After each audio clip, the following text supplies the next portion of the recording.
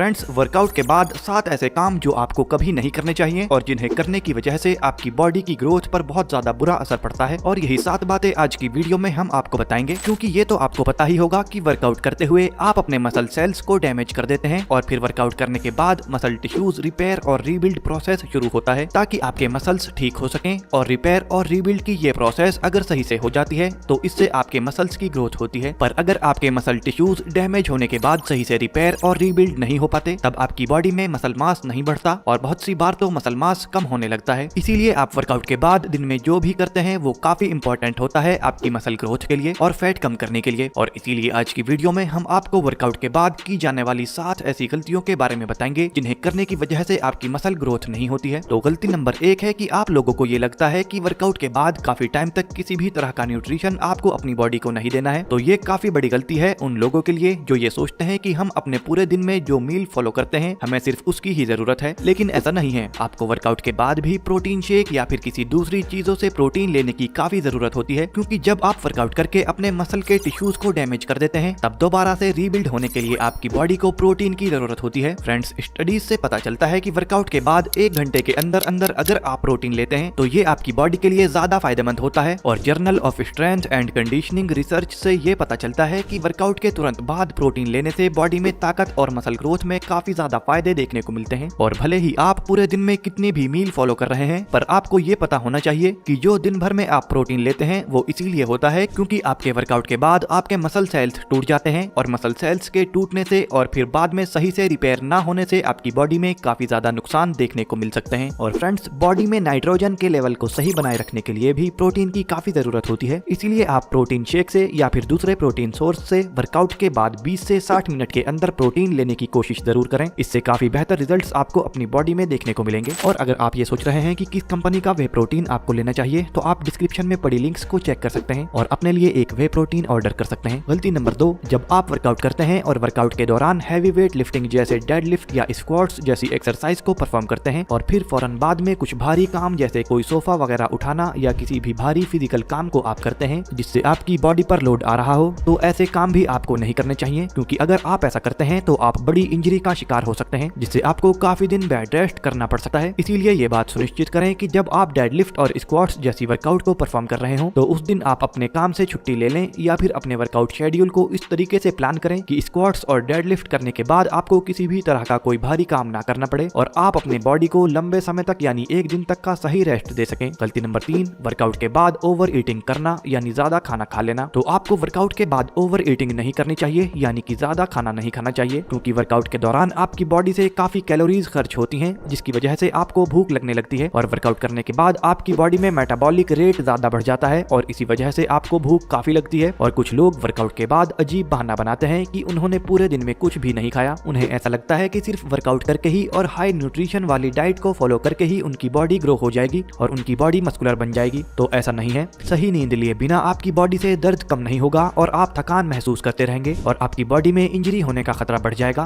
और आपके muscle tissues सही से रिकवर और रीबिल्ड भी नहीं होंगे। तो आपको ये पता होना काफी जरूरी है कि जब आप रात में सोते हैं तब आपकी ज्यादातर मसल्स की रिपेयरिंग होती है और मसल्स ग्रोथ होती है। और ऐसा जब होता है जब आपका शरीर हार्मोन छोड़ता है। एग्जाम्पल के लिए, अगर आप पूरी नींद अच्छे से सो रहे होते हैं तो ही ह्यूमन ग्रोथ हार्मोन यानी कि HGH हार्मोन ज्यादा मात्रा में आपके शरीर में डेवलप होते हैं जो आपकी पूरी बॉडी में मसल्स को रिपेयर करते हैं और हेल्दी रहने में आपकी मदद करते हैं। और अगर आप सही मात्रा में नींद नहीं लेंगे तो आपकी बॉडी में HGH हार्मोन ज्यादा प्रोड्यूस नहीं होगा, जिससे कि आपकी मसल ग्रोथ ज्यादा अच्छे से नहीं होगी, क्योंकि जब आप सोते हैं तो मसल्स ग्लाइकोजन के अंदर जाता है। और इसके अलावा एक और वजह है कि प्रॉपर स्लीप नहीं लेने की वजह से वर्कआउट परफॉर्मेंस आपकी बेकार हो जाती है और आप कमजोर महसूस करने लगते हैं। और हमारे पास काफी स्टडीज भी हैं जो दिखाती हैं कि एक सही नींद नहीं लेने की वजह से आपकी बॉडी में टेस्टोस्टेरोन लेवल में कमी आ जाती है। एग्जाम्पल के लिए, एक रिसर्च से पता चलता है कि मेल बॉडी में सही नींद न लेने की वजह से टेस्टोस्टेरोन लेवल में 60% तक कमी आ जाती है और ये कमी उनकी बॉडी में आती है जो 8 घंटे के बजाय 4 घंटे की नींद ही लेते हैं। इसीलिए रात में 7 से 8 घंटे की नींद लेने की कोशिश आपको करनी चाहिए। ये फ्यूचर में ज्यादा हैवी वेट लिफ्टिंग वाली एक्सरसाइजेज में भी आपकी मदद करेगा।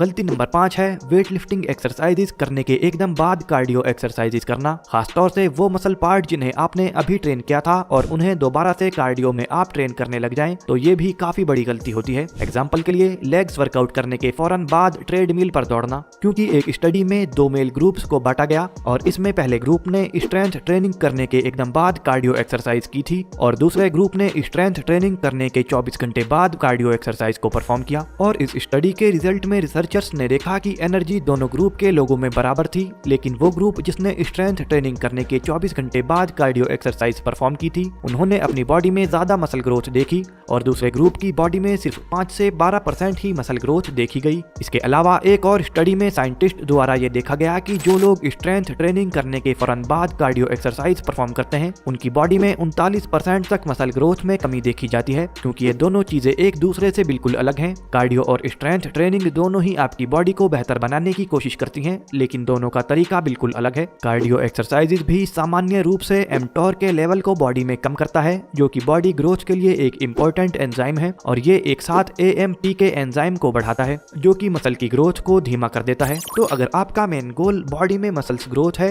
तो कोशिश करें कि स्ट्रेंथ ट्रेनिंग करने के बाद कार्डियो वर्कआउट आप ना करें, और अगर आप ऐसा नहीं कर सकते तो आप अपर बॉडी के लिए स्ट्रेंथ ट्रेनिंग कर सकते हैं और 15 से 20 मिनट बाद लोअर बॉडी के लिए कार्डियो एक्सरसाइजेज आप कर सकते हैं। गलती नंबर 6 वर्कआउट के बाद अल्कोहल का इस्तेमाल करना। अल्कोहल मसल ग्रोथ के लिए बिल्कुल भी ठीक नहीं है और अल्कोहल की वजह से शरीर में फैट परसेंटेज भी बढ़ जाता है, पर अल्कोहल का इस्तेमाल वर्कआउट के बाद सबसे बुरा होता है। एग्जाम्पल के लिए एक स्टडी में ये देखा गया कि कुछ लोगों ने वर्कआउट के बाद प्रोटीन को दूध के साथ लिया और कुछ लोगों ने प्रोटीन को अल्कोहल के साथ इस्तेमाल किया। तो जिन लोगों ने अल्कोहल के साथ इस्तेमाल किया था, उनकी बॉडी में प्रोटीन सिंथेसिस लेवल डाउन देखा गया और कुछ स्टडीज में ये देखा गया कि अल्कोहल की वजह से मसल ग्रोथ और टेस्टोस्टेरोन लेवल पर भी बुरा असर पड़ा। इसीलिए आप अल्कोहल का इस्तेमाल वर्कआउट के बाद बिल्कुल ना करें। गलती नंबर 7 जो कि काफी बेसिक है और इसका आपकी मसल ग्रोथ से कोई कनेक्शन नहीं है, पर यह काफी जरूरी है कि आप वर्कआउट खत्म होने के बाद सामान को इधर उधर ना फेंकें और डंबल को उनकी रैक्स में लगाएं और बाकी सामान भी आप सही जगह पर रखें, जिससे कि दूसरे लोगों को वर्कआउट करने में कोई प्रॉब्लम ना हो। फ्रेंड्स, उम्मीद है कि आपको आज की हमारी ये इन्फॉर्मेशन अच्छी लगी होगी, तो आप कमेंट करके हमें बताएं कि आपको ये वीडियो कैसी लगी है और इसी तरह की फिटनेस रिलेटेड वीडियोस के लिए आप इस चैनल को सब्सक्राइब जरूर कर लें। Bye friends, take care.